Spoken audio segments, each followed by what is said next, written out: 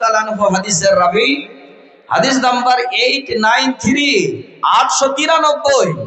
যারা এখানে বসে আছেন, আমি আগেই বলেছি আপনারা শিক্ষিত মানুষ, যদিও বিহার লাগোয়া আপনাদের গ্রাম, কিন্তু আল্লাহ আপনাদের যথেষ্ট জ্ঞান দিয়েছেন, আপনারা কথাগুলো বুঝেন। একটা হাদিস শোনাচ্ছি উদাহরণস্বরূপ।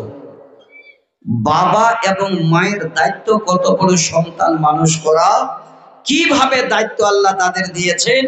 আর দায়িত্ব যদি ঠিকমতো পালন না করেন, তাহলে ছেলেটা যদি বড় হয়ে পাগলের মতো ঘুরে বেড়ায়, জালসার দোকানে ভিড় জমিয়ে কোথাও গুনাহ করে, বাবা এই ছেলেটার গুনার বোঝা আপনাকে মাথায় করে নিয়ে আল্লাহর কাছে দাঁড়াতে হবে। উপায় নেই, দায়িত্ব আপনার। সেই হাদিস প্রথম একটা শব্দ আল্লাহ রাসূল আম ভাবে বললেন, শুনবেন। এখানে সবাই, পৃথিবীর যত মানুষ আছে সবাইকে বলেছে। শব্দটা কি? নবীজি বলেন, কুল্লুকুম রাইন ওয়া কুল্লুকুম মাসউলুন আন রাইয়াতিহি। তোমরা হলে সবাই দায়িত্ববান, আর এই দায়িত্ব সম্বন্ধে আল্লাহ তোমাদের কিয়ামতের দিনে জিজ্ঞাসা করবেন। কি বুঝতে পারা গেল? এখানে আব্দুল্লাহ, আব্দুর রহমান, আমিনা, সকিনা নাম ধরে বলা হলো না। এখানে আমভাবে নবী বলে গেছেন, ওরে পৃথিবীর মানুষ, তোমরা সকলে দায়িত্ববান, আর এই দায়িত্ব সম্বন্ধে কিয়ামতের দিনে তোমাদের জিজ্ঞাসা করা হবে। সবাইকে। এবার তিনটি শব্দ শোনাচ্ছি। আল্লাহ রাসূল নাম ধরে ধরে বলেছেন, অমুককে অমুককে অমুককে কিয়ামতের দিনে আল্লাহর কাছে জবাব দিতে হবে। এই তিনজনকে, প্রথম যিনি এক নম্বরে আছেন, আমার বিষয়ের মধ্যে পড়বে না, যেহেতু হাদিসের শুরু, এই জন্য আগে তরজমাটা করছি। এক নম্বর হলো ফাল ইমামু রাইন ওয়া হুয়া মাসউলুন আন রাইয়াতিহি। যারা হলেন গ্রামের ইমাম। এবার আপনাদের মাথায় ঢুকে আছে, ইমাম মানে হলো মসজিদের ইমাম। আপনাদের মাথায় ঢুকে আছে ইমাম মানে হলো ঈদগাহের ইমাম, আলেম সাহেবেরা, মাওলানা সাহেবেরা। না না রে বাপ, না রে ভাই, আলেম ওলামারা নয়। এই ইমামের অর্থ হলো যিনি হলেন এই মানসাবাদ গ্রামের মোড়ল, যারা হলেন মানসাবাদ গ্রামের দায়িত্ববান, যারা হলেন মানসাবাদ গ্রামের নেতা। আল্লাহর নবী এই সমস্ত দায়িত্ববানদের ইমাম বলে আখ্যায়িত করেছেন। নবীজি বলেন, ফাল ইমামু রাইন ওয়া হুয়া মাসউলুন আন রাইয়াতিহি। যারা হলেন দায়িত্ববান, যারা হলেন গ্রামের মোড়ল, যারা হলেন গ্রামের নেতা, যারা হলেন গ্রামের এই রকমের নামি দামি লোক, যাদের দ্বারাই গ্রামের ফয়সালা হয়। নবী বলেন, ওরে দামি লোক, ওরে মোড়ল, তৈরি থাকো, কিয়ামতের দিনে আল্লাহর কাছে তোমার গ্রাম সম্বন্ধে আল্লাহ তোমাকে জিজ্ঞাসা করবে। আল্লাহ বলবেন, হে মোড়ল, কেমন করে তুমি তোমার গ্রামটাকে চালিয়েছিলে, দায়িত্ব পালন করেছিলে? তোমার গ্রামের দায়িত্ব সম্বন্ধে এবার আমার সামনে জবান খুলে বলো। জবাব দিতে হবে নেতাকে, মোড়লকে, দায়িত্ববানকে। একটু মাথায় রাখলে এই রকমের গ্রামের যিনারা দায়িত্ববান, সেই গ্রামটাকে কন্ট্রোল করার জন্য ওনারা যথেষ্ট হয়ে যাবেন। আমি উদাহরণ দিতে যাচ্ছি না, আগে হাদিসটার তর্জমা করি। এবার দ্বিতীয় আর তৃতীয় জন কারা, ভালো করে শুনবেন। আমার যেটা বিষয়, যেটা আমার মাযমুন, এই শব্দ দুটোকে আপনারা শুনে নেবেন। এখানে একটা পর্দার বেড়া দিয়েছেন কাপড় দিয়ে। এখানে দুই শ্রেণীর মানুষ, একটা আপনারা, একটা আমার মায়েরা। এই হাদিসটার শব্দটা নেবে। নবীজি বলছেন ওয়ার-রাজুলু রাইন ফি আহলিহি ওয়া হুয়া মাসউলুন আন রাইয়াতিহি। ওরে বাপ আমার, ওরে ভাই আমার, যাদের দুটা চারটা পাঁচটা সাতটা ছেলে মেয়ে আছে, ওই ছেলে মেয়ের বাবা যারা বসে আছেন, যাদের একটাও সন্তান আছে, বিবি বাচ্চা আছে, যারা বসে আছেন, এই রাজুলুন শব্দের মানে হলো বাড়ির কর্তা, বাড়ির দায়িত্ববান।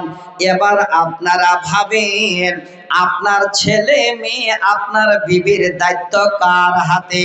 পরিপূর্ণ বাড়ির দায়িত্বটা আমাদের মতো পুরুষের হাতে, আমাদের মতো এই স্বামীদের হাতে, সন্তানের বাবার হাতে। আল্লাহর নবী বলছেন, ওরে বাড়ির দায়িত্ববান, ওয়ার-রাজুলু রাইন ফি আহলিহি। এখানে আহল শব্দটা হাদিসে নবী বললেন, হে পরিবারের দায়িত্ববান, হে পরিবারের কর্তা যিনি বাবা, শুনে রাখো ভালো করে, ওয়া হুয়া মাসউলুন আন রাইয়াতিহি। কিয়ামতের দিনে তোমার বাড়ি সম্বন্ধে তোমাকে আল্লাহ জিজ্ঞাসা করবেন।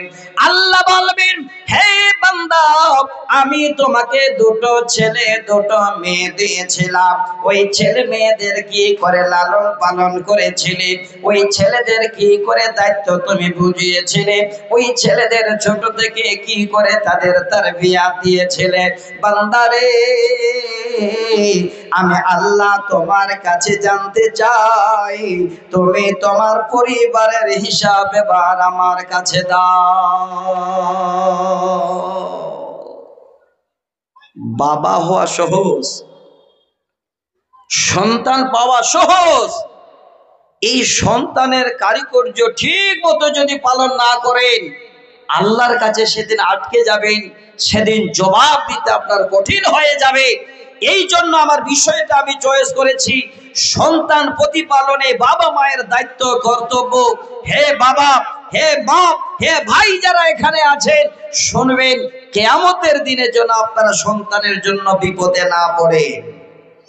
এবার আসেন, আমার মায়েরা ভাবলেন, যাক, পরিবারের যিনি কর্তা আমার স্বামী, উনার ঘাড়ে জোয়ালটা যখন চেপে গেছে তো ভালো হয়েছে, আমরা বেঁচে গেলাম। না গো মা, এটা কোনোদিন মনে করিয়েন না, কোনোদিন এক হাতে তালি বাজে না। ঠিক অনুরূপ যখন পৃথিবীর বুকে আল্লাহ একটা দাম্পত্য জীবন দেন, স্বামী স্ত্রী দুইজন যদি না হয়, তো পৃথিবীর সন্তানের মুখে কেউ দেখতে পায় না। এবার একটু মিলিয়ে নেবেন, যে মায়েরা আমার পর্দা ডালে বসে আছেন, ওরে আমার মা মিলাবেন, আপনার স্বামী হলো রাজমিস্ত্রির জোগাড়ি, আপনার স্বামী হলো কৃষক, আপনার স্বামী হলো একজন বিজনেসম্যান, আপনার স্বামী হলো একজন সার্ভিসম্যান। এবার মিলিয়ে দেখেন মা বোন যারা আছেন, সকাল 7টা যখন হয়ে যায়, আপনার স্বামী রাজমিস্ত্রির জোগাড়ি তাড়াতাড়ি করে ঠিকাদার হেড মিস্ত্রির কাছে চলে যায়, যে যেমন কাজে ব্যস্ত আপন আপন কাজে চলে যায়। মা রে আমার, বোন রে আমার, যখনই আপনার বাড়ি থেকে আপনার স্বামী আপনাকে রেখে, আপনার ছেলে মেয়েদের রেখে 7টার সময় বেরিয়ে গেল, সারাদিন যেন 8-9 ঘন্টা ডিউটি করে, সন্ধ্যা 5টায় বাড়ি ফিরে।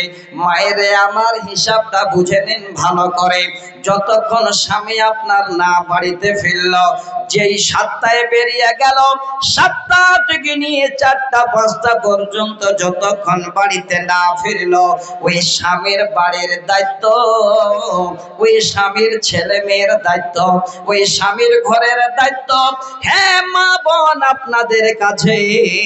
এবার আপনারা হলেন ওই সময়ের জন্য জন্য স্বামীর ঘরের দায়িত্ববান, আপনারা হলেন স্বামীর ঘরের মালিকা। হাদিস শোনাচ্ছি আপনাদের। আমার মায়েদের বলে, মা হাদিসটা একটু বুঝে নিয়েন। আপনাদের দায়িত্ব আল্লাহ কত বড় দিয়েছেন, পুরুষের থেকে আরো একটু বেশি। কি বেশি? নবীজি বলছেন, ওয়াল মারআতু রায়াতুন ফি বাইতি জাওজিহা ওয়া হিয়া মাসউলাতুন আন রাইয়াতিহা। মায়েরে আমার, বুঝে নেবেন কথাটা ভালো করে। আল্লাহর নবী বলছেন, হে পৃথিবীর নারীরা, তোমরা হলে তোমার স্বামী বাড়িতে না থাকলে দায়িত্ববান তোমার স্বামীর ছেলে মেয়েদের এবং তোমার স্বামীর ঘরের, এবং তুমি স্বামীর একজন আল্লাহওয়ালি বিবি তোমার নিজের। ওয়াহিয়া মাসউলাতুন আন রায়াতিহা। কিয়ামতের দিনে আল্লাহ পাক যেন আপনাদেরকে দাঁড় করিয়ে জিজ্ঞাসা করবেন, ওরে বান্দি, তোমার স্বামী ঘরে ছিল না, তুমি তোমার স্বামীর ঘরটাকে কিভাবে দেখভাল করেছিলে? তোমার স্বামী ঘরে ছিল না, তোমার ছেলে মেয়েদের কিভাবে দেখভাল করেছিলে? তোমার স্বামী ঘরে ছিল না, তুমি তোমার স্বামীর আমানত বিবি, তুমি তোমার নিজের শরীর বডিটাকে কিভাবে হেফাজতে রেখেছিলে? বান্দিরে, এবার আমি আল্লাহ তোমার কাছে জবাব চাই। তুমি আমার সামনে তোমার স্বামীর বাড়ির, তোমার স্বামীর ওই ছেলে মেয়েদের সম্বন্ধে আমার সামনে জবাব দাও।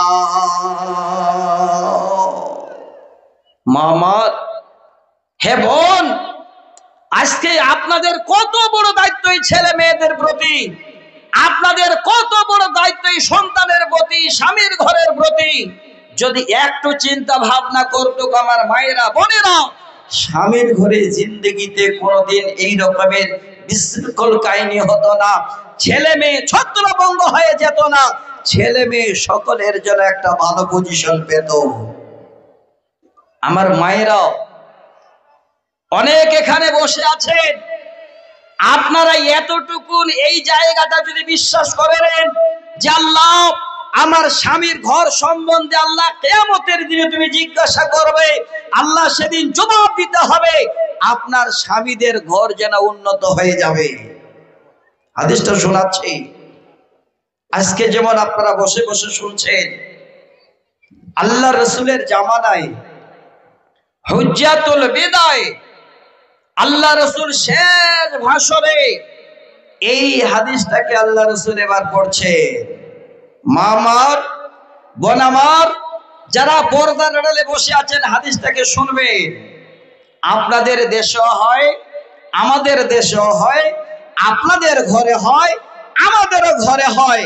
যতক্ষণ পর্যন্ত এই রকমের কোরআন হাদিসের তাদের না জ্ঞান দেওয়া যাবে, এই জিনিসগুলো বন্ধ হবে না।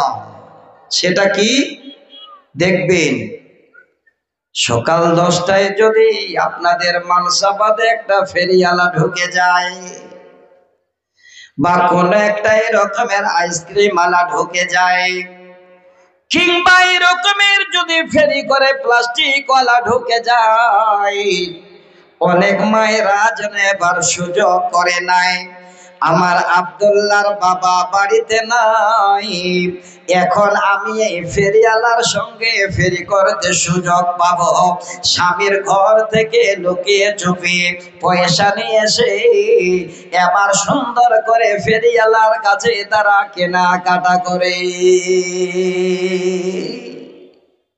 মাগো, আপনার বাচ্চাটাকে আপনি কেমন করে সতর্ক করবেন? আপনি নিজে যদি ফেরির কাছে যান, আপনি নিজেই যদি স্বামীর বিনা অনুমতিতে স্বামীর ঘর থেকে মাল বের করেন, ওই বাচ্চাটা তো আপনার দেখছে, দেখেন মিলাবেন জীবনে। নবীজির জন্য হুজ্জাতুল বিদায় এবার দাঁড়িয়ে দাঁড়িয়ে ভাষণ দিতে গিয়ে বলেন, হে পৃথিবীর নারীরা, লা তুনফিকিল মারআতু শাইয়ান মিন বাইতি জাওজিহা ইল্লা বিজাওজিহা। قيل يا رسول الله ولا الطعام قال লা যাকা আফজালু আমওয়ালিনা। হাদিসটা আমার মায়েদের শোনাতে চাই, যারা স্বামীর ঘরে দায়িত্ববান, স্বামীর বাচ্চা দেখেন, স্বামীর ঘর দেখেন, স্বামীর ঘরে থাকেন, মারে নবীজি বলছেন, ওরে পৃথিবীর নারীরা, তোমরা